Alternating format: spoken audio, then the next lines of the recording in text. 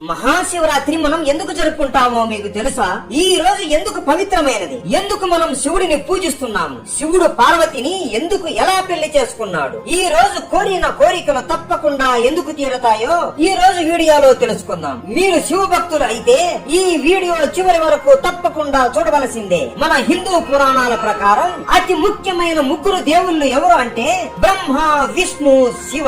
వీళ్ళని త్రిమూర్తులు అని కూడా పిలుస్తారు. శివుడు ఎల్లప్పుడూ కైలాస పర్వతం మీదనే ఉంటాడు. ఆయన ఎప్పుడు ధ్యానం చేస్తూ ప్రశాంతంగా ఉంటాడు. మహారాజా అయిన హిమవంతుడి నగరం కైలాస పర్వతానికి దగ్గరలో ఉండేది. హిమవంతుడు స్వర్గలోక మహిళను ప్రేమించి వివాహం చేసుకున్నాడు. వారికి ఒక కుమార్తె పుడుతుంది.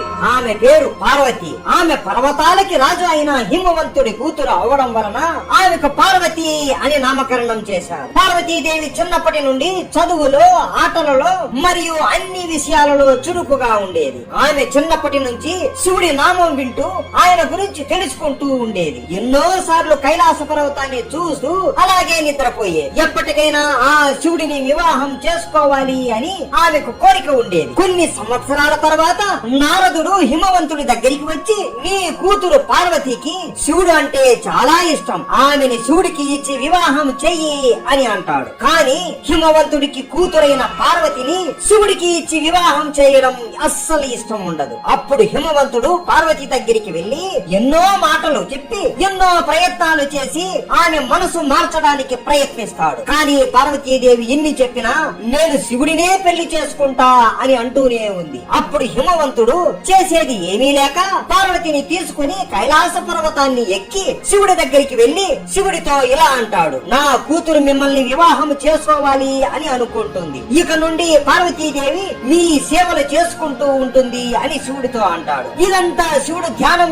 చేస్తూ వింటూ ఉంటాడు. అప్పటి నుండి పార్వతీదేవి శివుడికి సేవలు చేసుకుంటూ ఎన్నో రకాల పూజలు చేస్తూ శివుడిని పొందడానికి ప్రయత్నిస్తూ ఉంటుంది. ఇదంతా జరిగే సమయంలో తారకాసురుడు అనే రాక్షసుడు ఒక వరాన్ని పొందుతాడు. నా మరణం కేవలం శివుడి కొడుకు చేతుల్లోనే ఉండాలి అని. శివుడి భార్య సతీదేవి మంటల్లో దూకి చనిపోయింది కదా, ఇప్పుడు ఈ తారకాసురుడిని చంపాలి అంటే శివుడు పార్వతీదేవిని వివాహం చేసుకోవడం అత్యంత ముఖ్యమైనది అయిపోయింది. అప్పుడు బ్రహ్మదేవుడు ఎలాగైనా పార్వతిని శివుడిని కలపాలి అని విష్ణు కుమారుడు అయిన మన్మధుడిని పిలిచి వెళ్లి శివుడి మీద ప్రేమ బాణాన్ని వదిలి పార్వతీదేవి మీద ప్రేమ కలిగేలా చెయ్యి అని ఆజ్ఞాపిస్తాడు. మన్మధుడు సరే అని తన భార్య రతీదేవితో కైలాస పర్వతానికి వెళతాడు. ఆ సమయంలో శివుడు ధ్యానం చేసుకుంటూ ఉంటాడు. పక్కనే పార్వతీదేవి కూర్చొని శివుడిని జపిస్తూ ఉంటుంది. ఇదే మంచి సమయం అని మన్మధుడు తన ప్రేమ బాణాన్ని శివుడి ఛాతీ పైన వదులుతాడు. వందల సంవత్సరాల నుండి ధ్యానం చేస్తున్న నాకు భంగం కలిగిస్తావా అని కోపంతో ఎదురుగా ఎవరు ఉన్నారో అని కూడా చూడకుండా తన మూడవ కన్ను కోపం మరియు క్రోధంతో తెరుస్తాడు. అంతే, ఆ మూడవ కన్ను నుండి వచ్చిన శక్తికి ప్రేమకి దేవుడైన మన్మధుడు భస్మమైపోతాడు. తన భర్త తన కళ్ళ ముందే చనిపోవడం చూసిన మన్మధుడి భార్య రతీదేవి ఏమీ ఆలోచించకుండా పార్వతీదేవిని చూసి నీకు నీ జీవితంలో సంతానం కలగదు అని చెప్పిస్తుంది. కానీ మళ్ళీ తారకాసురుడు గురించి గుర్తొచ్చి, పార్వతి నువ్వు తల్లి అవుతావు, కానీ నీ గర్భం నుండి ఒక్క పిల్లవాడు కూడా నీకు పుట్టడు అని చెప్పి వెళ్లిపోతుంది. పార్వతీదేవి ఏడుస్తూ శివుడి వైపు చూస్తుంది. శివుడు పార్వతీదేవి ముఖం కూడా చూడకుండా మళ్ళీ ధ్యానంలోకి వెళ్లిపోతాడు. పార్వతీదేవికి అప్పుడు అర్థమైపోతుంది, శివుడి అనుగ్రహం పొందాలి అంటే ఆయనని పూజించాలి అని అనుకుని పార్వతీదేవి కైలాస పర్వతం నుండి వెళ్లిపోయి శృంగి తీర్థములో శివలింగం ముందర కూర్చొని శివుడి నామాన్ని జపిస్తూ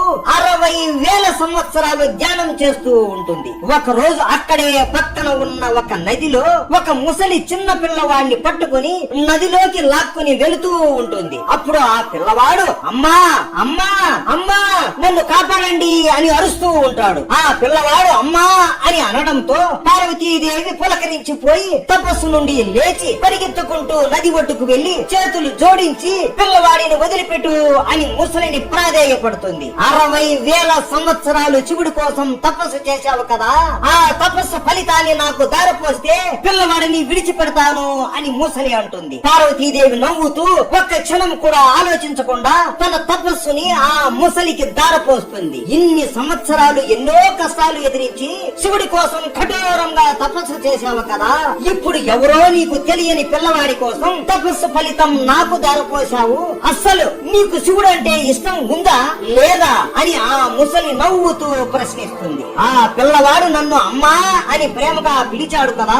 ఎవరైనా ఆపదలో ఉన్నప్పుడు నన్ను తలుచుకుంటే ఎంత పెద్ద పనిలో ఉన్నా వాళ్ళ కోసం స్వయంగా నేనే వచ్చి ఆదుకుంటాను. ఇక తపస్సు అంటావా? శివయ్య అంటే నాకు ప్రాణం.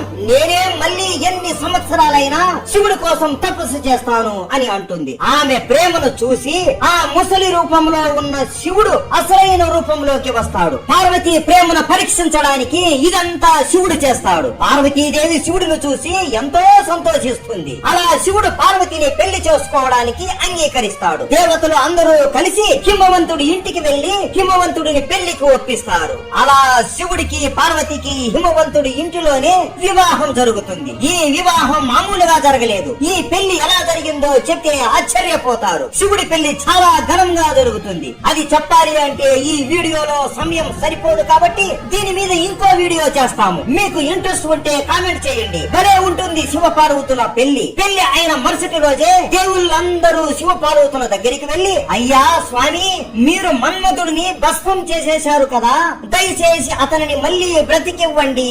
మన్మధుడు కేవలం బ్రహ్మ చెప్పిన పని మాత్రమే చేశాడు, అంతే.